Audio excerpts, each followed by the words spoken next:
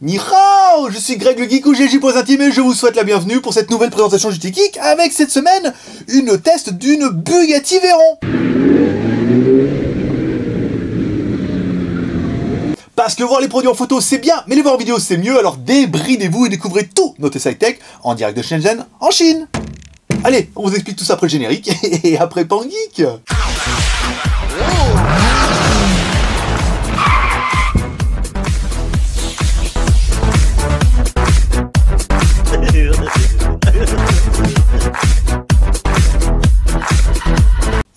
Aujourd'hui, on va tester une Bugatti Veyron, mais vous emballez pas, hein. C'est une voiture radiocommandée au format 1/14e. Et puis, le but du jeu, ça sera aussi de découvrir quel est son prix. On va vous expliquer un peu ce qu'il y a dedans, et toi, tu dois deviner son prix. Et à la fin, si t'es bon, eh ben, t'as rien gagné, mais t'as gagné au moins d'avoir trouvé le bon prix. Mais je pense que vous trouverez pas. Donc, avec le test de cette Bugatti Veyron, on reste patriote, parce que la marque Bugatti est une marque française. Bon, ok, d'accord, ça a été racheté par Volkswagen, mais il n'empêche que c'est quand même un petit peu français. Et tenez-vous bien, en plus, ils sont basés à Moschein. Bon, ok, en Alsace, on peut pas gagner à tous les coups, hein. Donc, dans cette boîte, avec cette voiture radiocommandée, qu'est-ce qu'on a? On a une grosse jolie boîte, on va retrouver une voiture, ici, plutôt jolie, une Bugatti, vous voyez, avec les belles couleurs. On va retrouver une télécommande aussi. Ouais, ça c'est toujours bien pour piloter la voiture, et un chargeur secteur. Un chargeur secteur, oui, parce qu'en fait, en plus d'avoir des piles dans la télécommande, en fait, vous allez avoir des batteries dans la voiture. Alors une batterie de 300 mAh, et ça c'est plutôt pratique, ça évitera de changer les piles, machin. Ouais, c'est toujours la crainte des gamins, c'est non, il faut des piles, prendre les piles de la télécommande. Là au moins vous avez une batterie dedans, vous pouvez la recharger. Ça, c'est vraiment un point positif, hein. Donc alors, voilà, là on a la voiture. Donc la voiture, qu'est-ce qu'on peut dire au niveau de la finition? Regardez. En fait, c'est correct, hein, la finition est jolie, elle est bien finie, il y a les détails, voilà. La voiture est plutôt sympa et elle fera plutôt bien le travail. Qu'est-ce qu'on a pris? Voilà, qu'est-ce qu'on peut faire avec? On peut faire marche avant, marche arrière. C'est plutôt pratique pour une voiture. Voilà, marche avant, marche arrière. Voilà, c'est plutôt pratique vu que ça va être une voiture qui va passer la moitié de son temps à foncer dans le mur.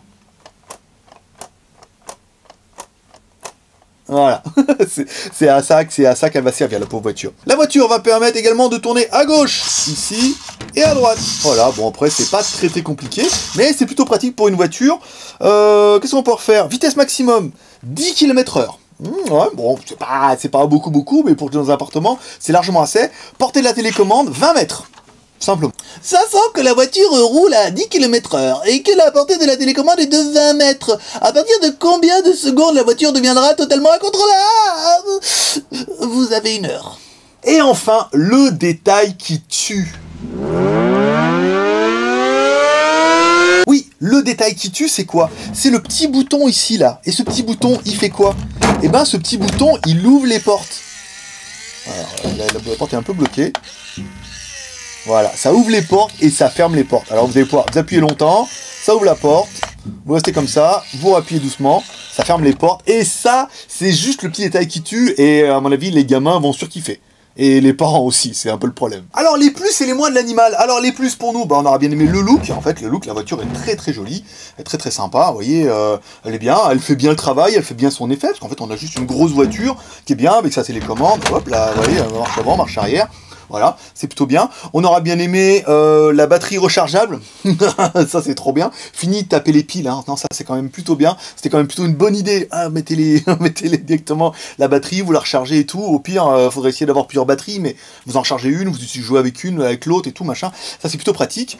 Les portes qui s'ouvrent, c'est le petit détail qui fait toujours plaisir. Moi, j'ai bien aimé, cette petite porte qui s'ouvre et tout. C'est bien, ces détails. Et enfin, on aura bien aimé le prix. Alors, mesdames et mesdames, combien vous pensez que cette petite voiture? Combien ça vaut à Carouf? Vous pouvez mettre en commentaire combien ça vaut à Carouf, ça.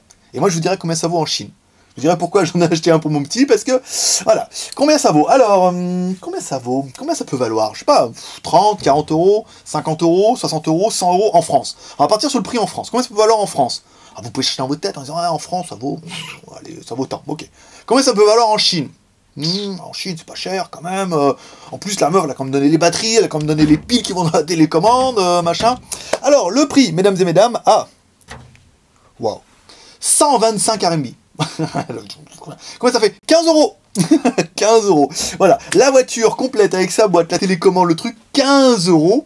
Voilà, je pense qu'il n'y a qu'en Chine que vous pouvez trouver un truc aussi peu cher. Bon, les moins de l'animal, bah les moins, on va dire, rien. Après, la qualité de finition est pas incroyable, en même temps, on s'attendait pas à un truc exceptionnel. Peut-être la durée de vie. Bon, la durée de vie qui va pas être incroyable. Alors après, une fois que mon petit aura joué avec, une fois qu'elle aura tapé plein de fois dans le mur, est-ce qu'elle va marcher longtemps, pas longtemps? Est-ce qu'elle va résister aux escaliers? Ça, on sait pas. La durée de vie, en fait, qui va certainement pas être incroyable, et pas plus qu'un truc que vous avez acheté dans le commerce, mais ça sera un peu le point négatif de la bête, parce que de toute façon, après, quand elle sera morte, ce qu'on va faire, on la mettra à la poubelle. On s'en fout, on va bien arriver à la niquer cette planète. Voilà mes petits geeks, c'est tout pour aujourd'hui, j'espère que vous avez aimé cette vidéo, comme toujours, si vous aimez cette vidéo, vous pouvez nous soutenir, nous accrocher avec les 3 R, le R de share en partageant cette vidéo sur les réseaux sociaux, le R de commentaire, nous laissant un commentaire, normalement vous avez dû en laisser un, bon, si vous avez trouvé le prix juste, si vous aussi vous avez dit 15 €, ça m'étonnerait, hein. Et ben vous avez gagné, laissez un commentaire, ça fera toujours plaisir, et enfin, le R de pouce en l'air, ouais, parce que ça fait toujours trop bien, voilà, c'était Greg le Geek, ton pote chinois, le seul blogueur et tech qui vous fait le test live en direct de Shenzhen en Chine, et qui vous lâche un petit pep prospérité. Allez, moi je vous dis à demain, bye bye.